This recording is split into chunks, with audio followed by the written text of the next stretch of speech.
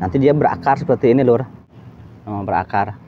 Usia 10 bulan udah berbunga, tapi lebih bagusnya dipotong aja agar pertumbuhannya lebih bagus. Speknya udah keluar, ini pasca dijemur.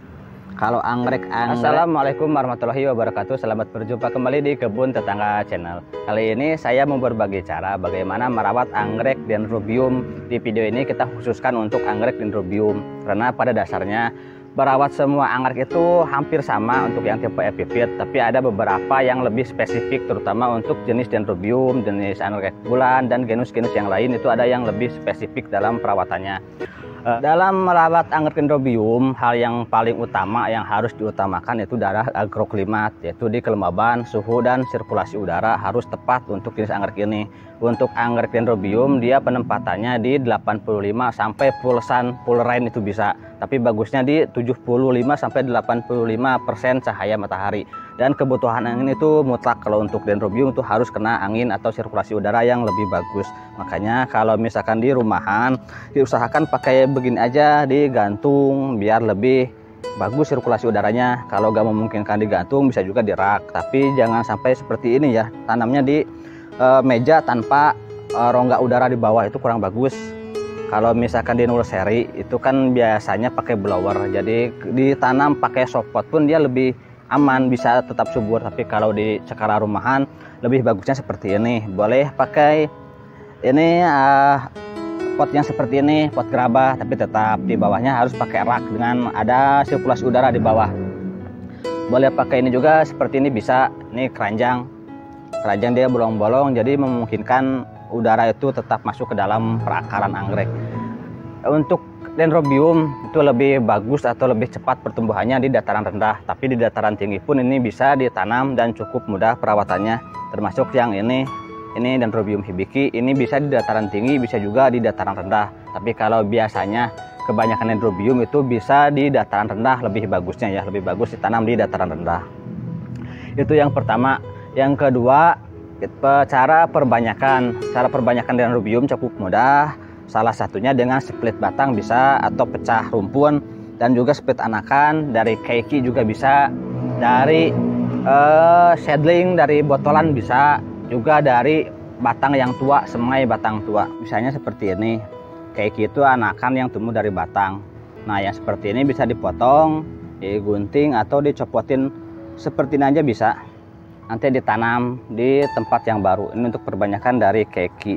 Kalau dari batang tua, misalkan udah ada batang yang tua seperti ini, dipotong aja, nanti simpan di tempat yang lembab.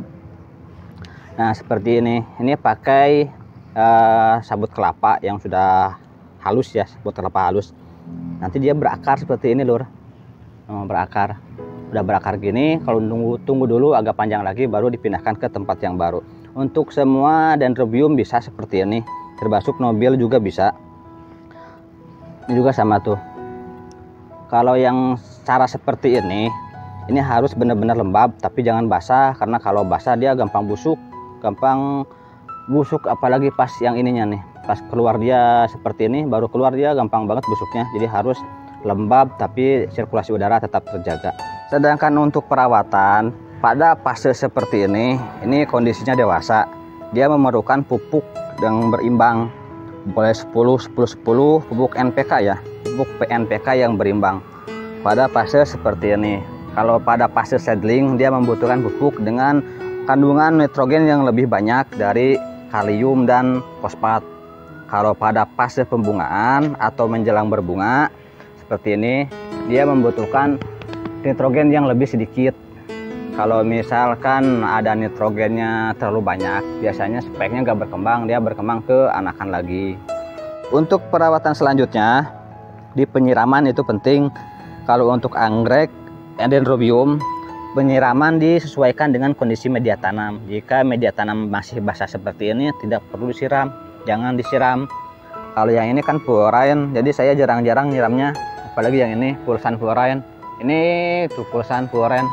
Ini jarang nyiramnya kalau misalkan kondisi hujan, kecuali kalau misal tidak ada hujan, ini lebih sering disiram kalau ditempel di papan pakis, katanya gampang kering. Beda dengan di pot.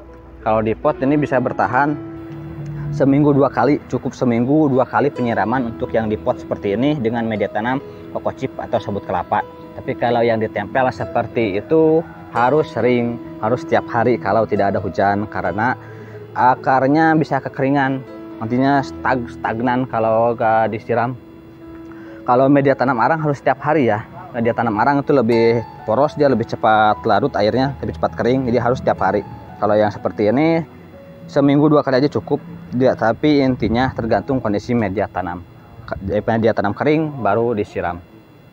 Perawatan yang selanjutnya di pemupukan, interval pemupukan yang biasa saya pakai itu 1 minggu sekali, 3 kali pupuk kimia, 1 kali tanpa pupuk, atau 1 kali pupuk organik juga bisa.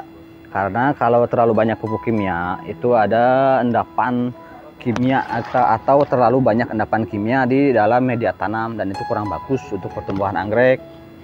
Jadi sebaiknya sesekali disterilkan dengan air bersih aja tanpa pupuk. Seperti ini, siram aja pada minggu keempat. Jadi dalam 1 bulan atau dalam 4 minggu 3 kali pupuk, 1 kali steril, 1 kali tanpa pupuk. Untuk obat-obatan atau fungisida saya berikan 1 bulan sekali. Kalau saya pakai antrakol, dan untuk insektisidanya sama 1 bulan sekali. Untuk pengendalian hama penyakit disemprotkan ke semua bagian tanaman. Kalau pemupukan yang biasa saya lakukan disiram sampai benar-benar basah. Jadi pupuknya kita cairkan, lalu disiram mesinnya atau direndam, kalau perlu direndam. Tapi kalau perendaman itu harus dipastikan anggreknya sehat, playnya sehat, media tanam sehat, baru bisa direndam. Kalau misalkan rawan atau ragu, disiram aja. Yang penting semua bagian media tanam harus terkena pupuk biar penyerapannya lebih maksimal. Lanjut ke poin pembungaan. Nah, ketika anggrek kita sudah dewasa, untuk dendrobium ditandai dengan tutup daun, itu bisa kita bungakan. Kalau dari seedling itu biasanya di usia 10 sampai 12 bulan itu baru belajar berbunga.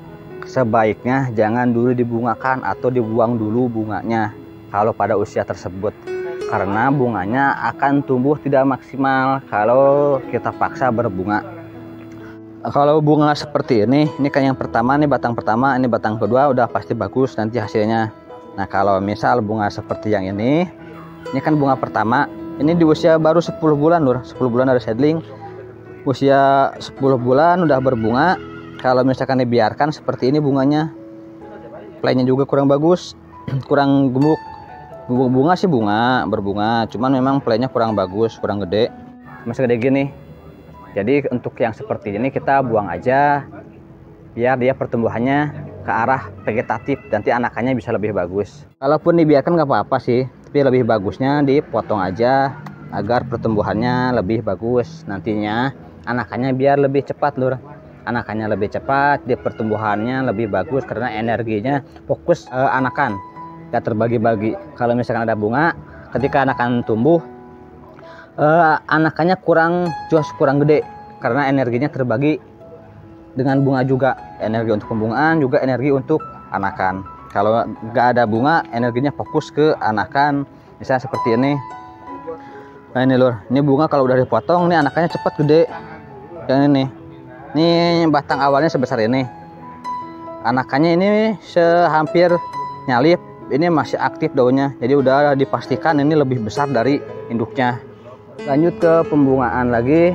Kalau misalkan udah seperti ini udah tutup daun, 2 minggu sebelum seperti ini kita harus kasih pupuk pembungaan. Boleh pakai MKP atau Gandasil B atau Gromor, Gapiota atau merek apa aja, saya gak jualan pupuk, jadi boleh memakai pupuk apa aja, yang penting untuk pembungaan ya, dengan kadar nitrogen yang lebih sedikit.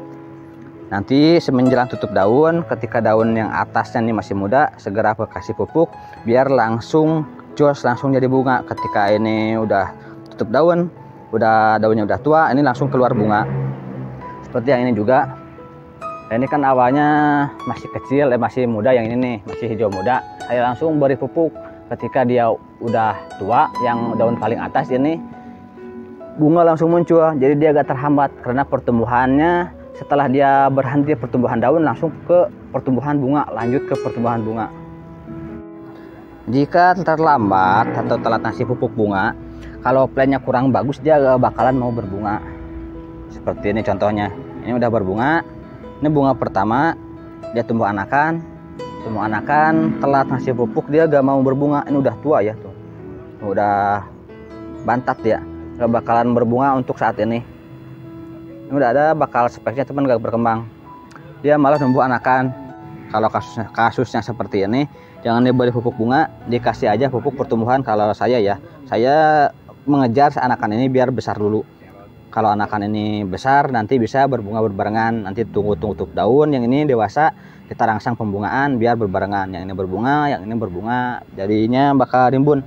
Dalam satu pot ada beberapa kuntum bunga.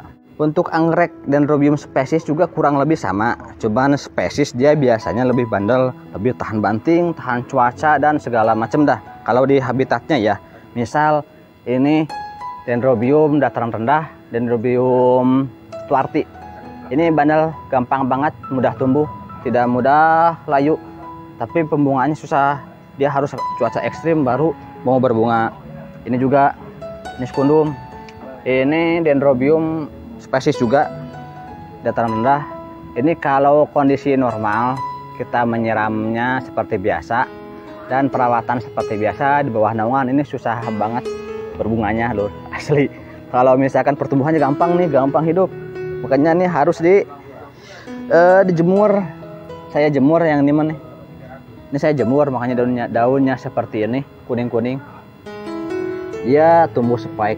Nah, ini lur udah spike. Spike-nya udah keluar, ini pasca dijemur. Kalau anggrek-anggrek seperti ini, misal Dendrobium atau anggrek spesies dataran rendah, ditanam di dataran rendah, dia akan mudah banget tumbuh. Perawatannya sangat mudah, cuman memang di pembungaannya agak susah. Karena kalau dirawat di rumah, itu biasanya lebih dimanja. Di penyiraman, pupuk, dan segala macam lebih dimanja. Jadi dia berkembang ke arah vegetatif terus. Sedangkan di alam, dia itu lebih bertahan dalam cuaca, segala macam cuaca dah. Di cuaca penghujan yang curah hujan tinggi atau kelembaban tinggi, dia masih bisa bertahan. Di kemarau pun dia masih bertahan. Jadi ketika di rumah dengan serba manja, dia akan pertumbuhan ke arah vegetatif terus. Biasanya begitu, ke arah vegetatif, dan ke arah generatifnya dia akan mandek. Jadi kalau untuk yang seperti ini jangan terlalu dimanja. Untuk anggrek spesies ada sekali kita jemur atau kita keringkan agar melewati itunya siklus alaminya. Siklus alami musim hujan dan musim kemarau, baru dia bisa berbunga. Kalau misalkan sulit berbunga, kita bisa akalin dengan hormon 6-BAP. Tetes aja di titik tumbuhnya. Kalau Dendrobium seperti ini kan bakalnya di sini nih, di atas, kita tetes ada di situ, tetesin. Kalau untuk Dendrobium nobile, titik tumbuhnya di sini. Untuk pembungaan di dalam kelopak ini, jadi harus dibuka dulu sedikit, tetes begitu. Tapi pemupukan juga penting, karena kalau gak dipupuk yang keluaran jadi keki. Jadi kita harus pupuk dulu, 2 kali dipupuk baru ditetes. Sekian dulu dari saya, mudah-mudahan bermanfaat. Jika ada pertanyaan boleh tulis aja di kolom komentar. Jangan lupa di share juga buat sesama pecinta anggrek. Nanti di video berikutnya kita bahas anggrek yang lain ya selain Dendrobium. Yang paling memungkinkan paling di anggrek bulan. Soalnya yang ada di sini anggrek bulan sama gerama. Kalau yang banyak bunga masih abu angbul sama dendro. Itu yang paling banyak ditanam dan dijual dan juga dibudidayakan oleh para petani. Itu yang paling banyak tuh anggrek bulan dan Dendrobium. Jangan lupa dukungannya dengan cara like, comment, and subscribe. Wassalamualaikum warahmatullahi wabarakatuh.